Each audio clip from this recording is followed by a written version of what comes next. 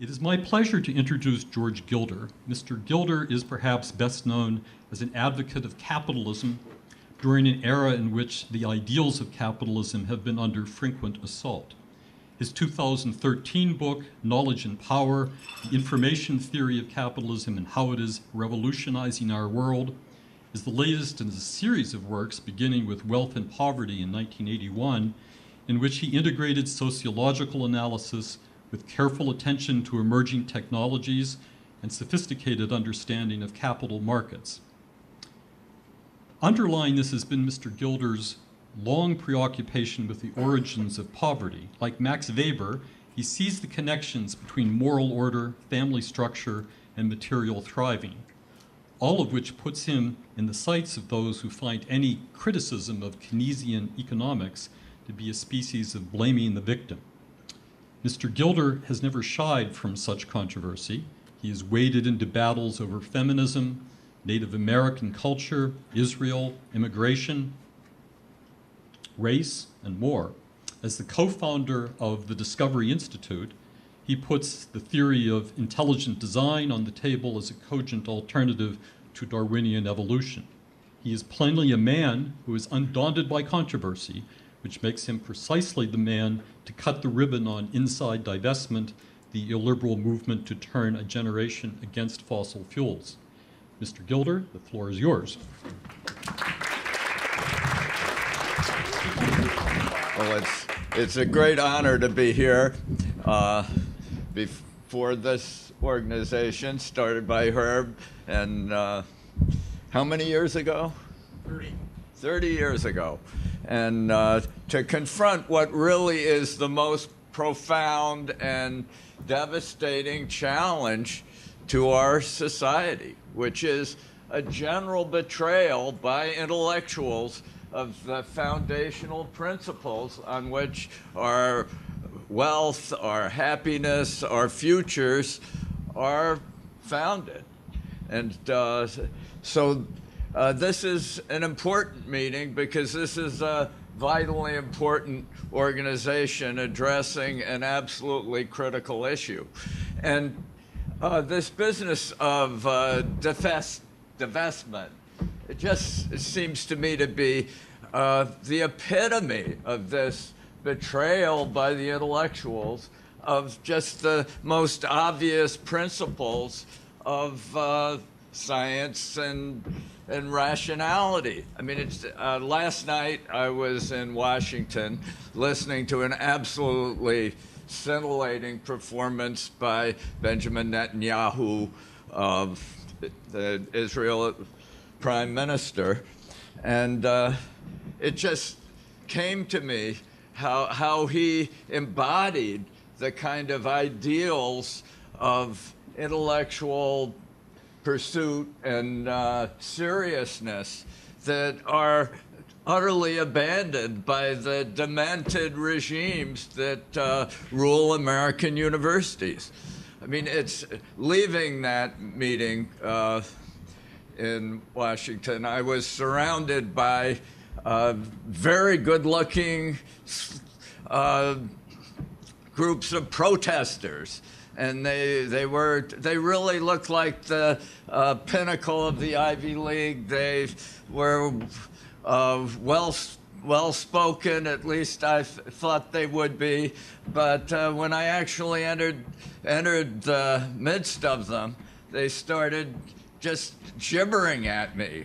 The children, are you for killing the children? And these were college students. And then, are you for the occupation? Are you for the occupation? And it just such dementia in our universities that it's really breathtaking. I mean, Harvard, 80% of Harvard students voted to divest from Israel. They hate Israel even more than they hate fossil fuels. I think 72% voted to divest from fossil fuels. I mean, this is depravity. This isn't something you take seriously. This is just depravity. This is a university that sold out hopelessly to government and the expansion of government and the further empowerment of elite crony capitalists who depend on government. That's what it is. I mean, the Shutka guy or whatever it is head of an organization that's dominated by his family and which received $63 million from the government over the last 10 years. $63 million for this organization. And he's accusing us of being corrupted by tiny bequests from fossil fuel producers. I mean, it's just ludicrous. And at Harvard, a similar group that did some work for the EPA to establish the terrifying threat of sub 2.5 micron particulates, got paid $78 million, I believe it was. This was a group at the School of Public Health at Harvard, got $78 million to falsify all the data in the way that William Briggs can, Matt Briggs, is that, can tell you cogently all the flaws in that ridiculous claim. But Harvard got $78 million, and from self-righteous people who believe that we're somehow corrupted by tangential connections to the Koch brothers, or Willie Soon got a few $1,000s once, and he's hopelessly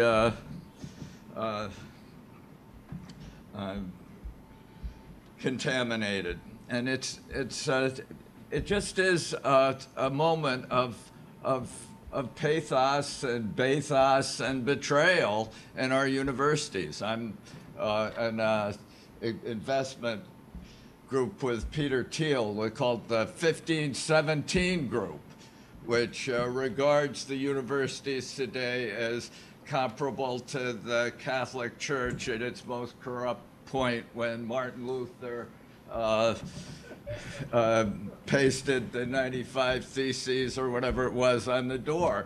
And Peter is investing in students who will leave the universities to engage in entrepreneurial activity. And this is his 95 Theses, and he's got hundreds of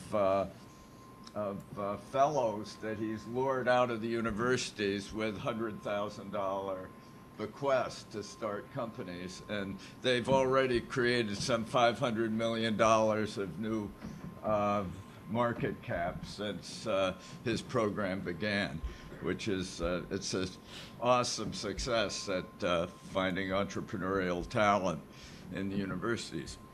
But this is probably the key threat we face, is that the intellectuals are it's a trahison des clercs, and it's a horrible thing to contemplate. I mean, as I walked through this gauntlet of protesters last night, I wanted to invite them back to the hotel to talk. Talk it through. I mean, this whole, but I didn't think in time. I probably would have enjoyed it, but in any case, the key to this whole issue is technological progress and innovation and creativity is the solution, not the problem. And with Israel, the problem of fossil fuels has a counterpoint with the problem of water. The same people are predicting a terrible global crisis of water resources that will also justify UN capture of the commanding heights of the global economy. And in California, many people regard, water, the drought, as somehow an effect of global warming, and thus as part of the justification for the disinvestment from fossil fuels. But when you look at the crisis of water, Israel has utterly shown the solution. Since Israel was founded in 1948, their population has increased tenfold. Their industrial production has increased 50-fold. Their agricultural production 16-fold. Their use of land 3-fold. And yet their net consumption of water has declined by 10%. They now they've actually used less water with 50 times more industrial production than they did in 1948 net, because they desalinate. Half their water comes from desalination plants. They recycle 95% of their sewage. They buy sewage from the Palestinians and give them back clean water. And it's creativity that overcame the water crisis in Israel. And the thing about creativity, as Albert Hirschman of Princeton, late Albert Hirschman, once said, is creativity always comes as a surprise to us. If it didn't, we wouldn't need it. And planning would work, socialism would work. But because creativity comes as a surprise, it always requires a regime of freedom. And from this insight, I really did build the argument of Knowledge and Power, my book on Knowledge and Power, which uses Shannon's information theory and applies it to economics. And at the heart of Shannon's information theory, as I interpret it, is surprisal. Information is unexpected bits. Information is essentially surprise. And it seems to me that a fundamental problem of most contemporary economics that dominates the universities is that their model of the economy is deterministic. It excludes surprise. That's it seeks equilibrium. It even doesn't only deny creation, it denies to God, it denies creation to human beings. Human beings are reduced by economic theory to Homo economicus. And Homo economicus is a revival in economics of the old Skinner box psychology that so utterly failed in psychological science. And it reduces human beings to a function of their environment. They aren't creative. They at best, the theorists of entrepreneurship on the Austrian school, which is the most creative and I think correct school of economics. Nonetheless, even they see the entrepreneur as responding to his environment, as arbitraging price differences, as an opportunity scout looking for opportunities that are implicit in the environment. He's not creative. He's not producing surprising outcomes. He's returning the existing system to an equilibrium, which is regarded to be the natural condition. And of course, equilibrium is ultimately death. That's our final equilibrium. And economics of equilibrium is intellectually barren.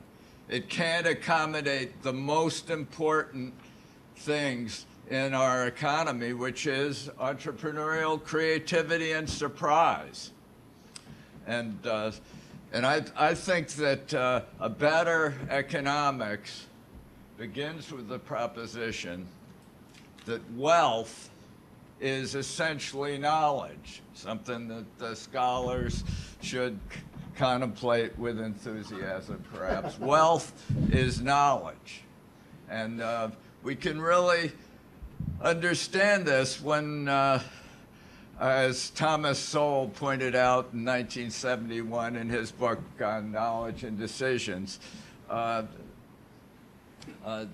the Neanderthal in his cave had all the natural resources that we have today. All the material resources that we command today were available to the Neanderthal in his cave. The difference between the Stone Age and our age is the accumulation of knowledge.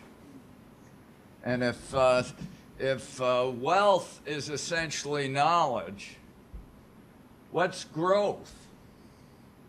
The Association of Scholars should be friendly to the idea that growth is essentially learning.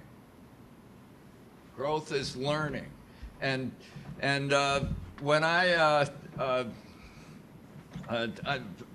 spent a long time, years ago, studying learning curves.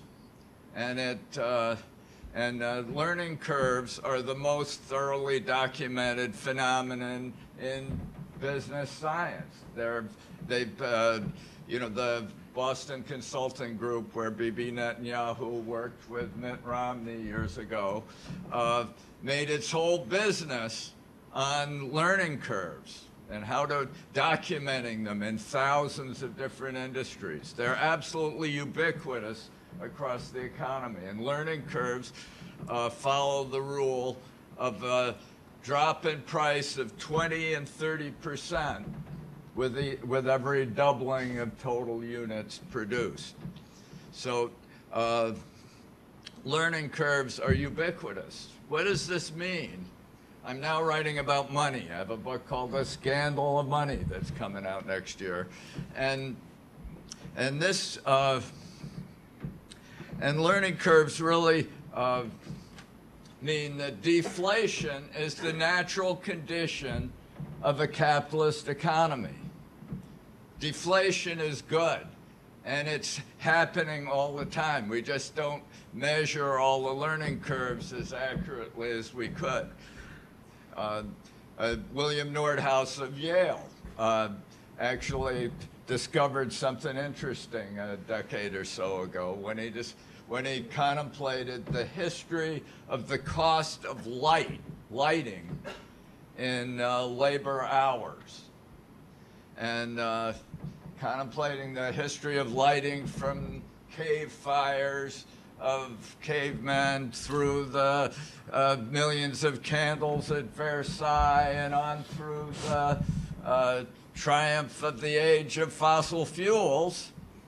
He showed that lighting was underestimated by economists and when they studied productivity numbers by a factor of 100,000.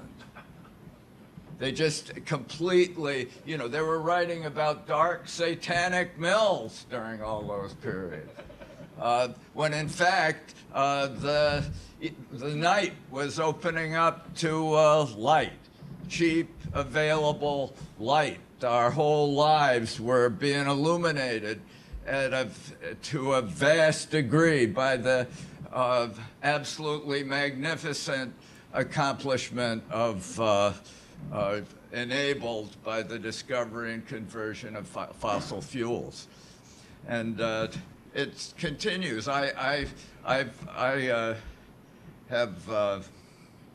two of my favorite scientists are Carver Mead, who is really one of the great founders of Silicon Valley. He not only did the research behind Moore's law, but named Moore's law after Gordon Moore. Moore's law is a kind of learning curve applying to transistors and semiconductors and computers by extension.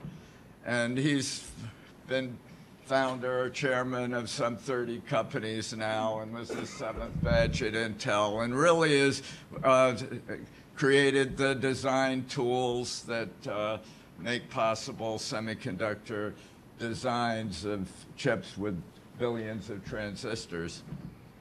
And I was walking along the beach with him in Seattle a couple months ago, and he was just, you know, one of the things that I've always wondered about is why photosynthesis is so inefficient. We can actually make photovoltaic converters, solar cells, that are hundreds of times more efficient than photosynthesis.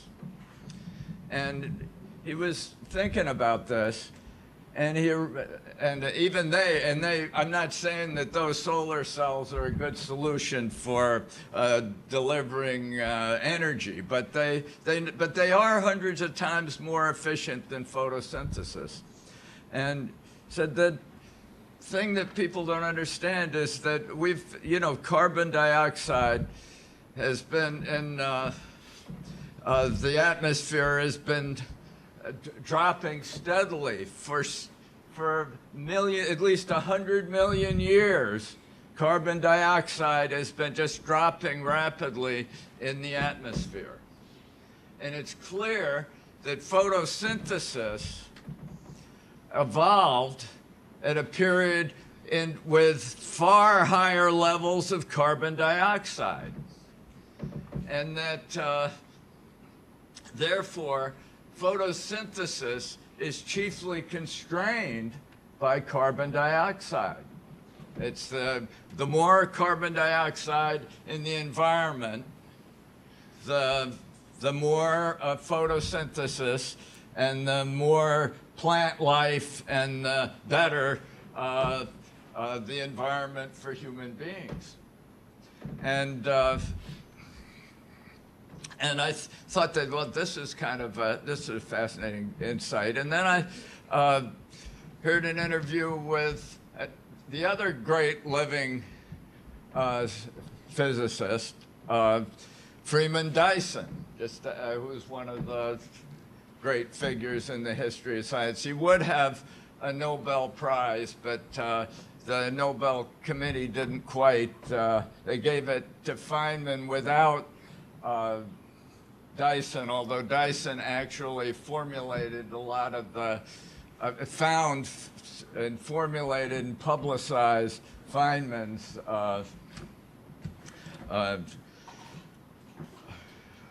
electrodynamics, quantum electrodynamics. So, any case, Dyson spent 20 years doing weather and the impact of CO2 on plant life. And he reached the same conclusion. He says today that the amazing thing is everybody's worried about global warming, too much CO2, but I can't see any threat from global warming. While the benefits of increased carbon dioxide are manifest and evident everywhere in the increasing of plant life that is the foundation for all our carbon-based existence. And so here, this, what's happened essentially is epitomized by these examples of this Slutka, what's his name? Slutkas, whatever, and his family, who wants to put us all in jail, I believe, or whatever. Rico suits. What? Shupka, all right. Well, $63 million can buy a lot of compliance with government goals.